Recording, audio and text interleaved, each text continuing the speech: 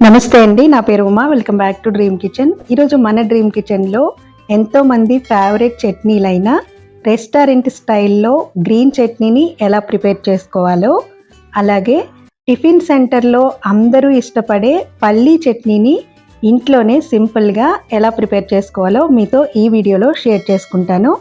ఈ చట్నీలు రెండూ కూడా ఇడ్లీ, దోశ, బజ్జీ, ఏ బ్రేక్ఫాస్ట్ రెసిపీలోకైనా సరే సూపర్ కాంబినేషన్ అండి.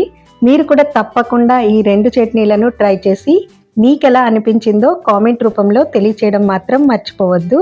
ఇంకా లేట్ చేయకుండా ముందుగా టిఫిన్ సెంటర్లో చేసే పల్లీ చట్నీని ఎలా ప్రిపేర్ చేసుకోవాలో ప్రాసెస్లోకి వెళ్ళిపోదాం.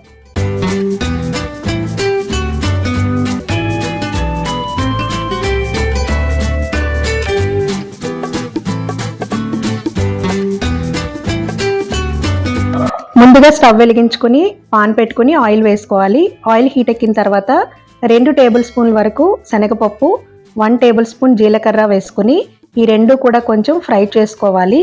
ఇవి ఇలా ఫ్రై అయిపోయిన తర్వాత మధ్యలో చీరుకున్న 7 నుంచి 8 పచ్చిమిర్చిని యాడ్ చేసుకుని అవి కూడా ఫ్రై చేసుకోవాలి.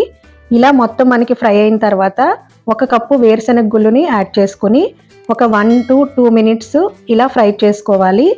ఇలా మొత్తం అన్నీ బాగా ఫ్రై అయిపోయిన తర్వాత 3 ఎండుమిర్చిని కూడా వేసేసుకుని అవి కూడా ఫ్రై చేసుకోవాలి. ఇలా మొత్తం ఫ్రై చేసుకుని ఒక 4 వెల్లుల్లి రెబ్బల్ని కూడా యాడ్ చేసుకుని ఒకసారి మళ్ళీ ఫ్రై చేసుకున్న తర్వాత మొత్తం చల్లారబెట్టేసుకుని మిక్సీ జార్లో వేసుకుని సరిపడా సాల్ట్ యాడ్ చేసుకోవాలి. తర్వాత కొంచెం చింతపండు ముక్కను కూడా యాడ్ చేసుకుని సరిపడా వాటర్ కూడా వేసుకుని ఇలా మెత్తగా గ్రైండ్ చేసుకోవాలి. ఇంకొంచెం పలుచగా కావాలనుకునే వాళ్ళు ఇంకొంచెం వాటర్ వేసుకుని గ్రైండ్ చేసుకోవచ్చు. ఈ చట్నీకి పోపు ప్రిపేర్ చేసుకోవడం కోసం అదే పాన్లో ఆయిల్ వేసుకుని ఆయిల్ హీట్ ఎక్కిన తర్వాత 1 టేబుల్ స్పూన్ మినప్పప్పు, 1/2 టేబుల్ స్పూన్ ఆవాలు, జీలకర్ర వేసుకుని కొంచెం ఫ్రై చేసుకున్న తర్వాత కరివేపాకు కూడా యాడ్ చేసుకుని ఫ్రై చేసుకోవాలి.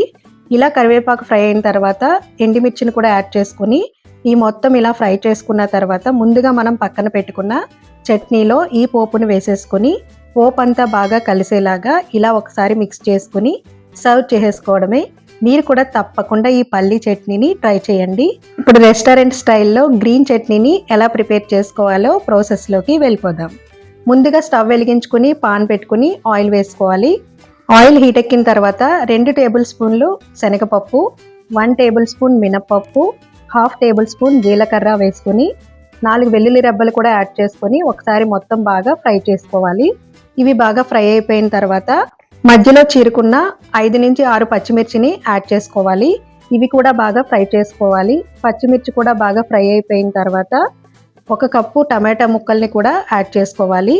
ఈ టమాటా ముక్కల్ని ఒకసారి ఇలా కలుపుకున్న తర్వాత మూత పెట్టుకుని మగ్గించుకోవాలి. ఇలా మొత్తం మనకి టమాటా మగ్గిపోయిన తర్వాత 1 కప్పు పుదీనా యాడ్ చేసుకోవాలి. అలాగే 1 కప్పు కొత్తిమీర కూడా యాడ్ చేసుకుని మొత్తం ఇలా బాగా దగ్గరికి పడే వరకు ఫ్రై చేసుకోవాలి. ఇదంతా మొత్తం చల్లారబెట్టేసుకుని మిక్సీ జార్లో వేసుకుని మీ రుచికి సరిపడా సాల్ట్ యాడ్ చేసుకోండి. అలాగే 1 టేబుల్ స్పూన్ పంచదార కూడా యాడ్ చేసుకుని మొత్తం ఇలా మధ్యలో వాటర్ యాడ్ చేసుకుని గ్రైండ్ చేసుకోవాలి. ఇలా గ్రైండ్ చేసుకున్న తర్వాత సర్వింగ్ బౌల్లో తీసుకుని సర్వ్ చేసుకోవడమే. చూసారు కదా ఎంతో సింపుల్గా రెస్టారెంట్ స్టైల్లో గ్రీన్ చట్నీని ఎలా ప్రిపేర్ చేసుకోవచ్చో. ఈ 2 చట్నీలను కూడా మీరు కూడా తప్పకుండా ట్రై చేయండి. మన ఛానల్లో చట్నీ రెసిపీస్ చాలా ఉన్నాయండి. ఆ వీడియోస్ లింక్స్ని కూడా ఈ వీడియో కింద డిస్క్రిప్షన్లో ఇస్తాను. ఎవరికైనా ఇంట్రెస్ట్ ఉంటే ఒకసారి చూడండి. మరెన్నో quick and tasty chutney recipes కోసం మన డ్రీమ్ కిచెన్ ఛానల్ని సబ్స్క్రైబ్ చేసుకోవడం మాత్రం మర్చిపోవద్దు. Thank you for watching.